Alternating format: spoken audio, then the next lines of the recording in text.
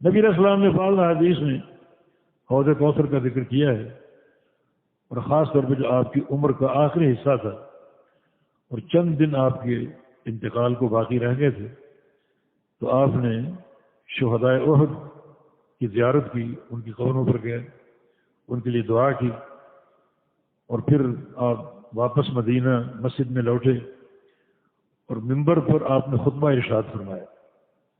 اس کو راوی نے تعبیر کیا کل مودع للاحیاء والاموات، گویا آپ الوداع کہنے والے ہیں زندہ لوگوں کو بھی اور فوت شدگان کو بھی۔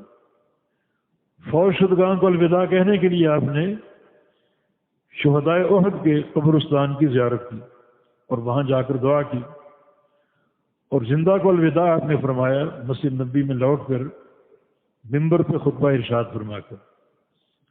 اور کل مودع للاحیاء والاموات، گویا آپ احیاء اور اموات کو الوداع کہہ رہے تھے، اور اس موقع پر آپ نے الفاظ بھی کہے تھے کہ انی فارضکم علی الحوض، میں حوض کوثر پہ تم سے پہلے پہنچ جاؤں گا اور تمہارا انتظار کروں گا، تم سے پہلے پہنچ کر تمہارا انتظار کروں گا، مانا اب الوداع، اور میری تمہاری ملاقات جو ہے وہ حوض کوثر پہ ہوگی۔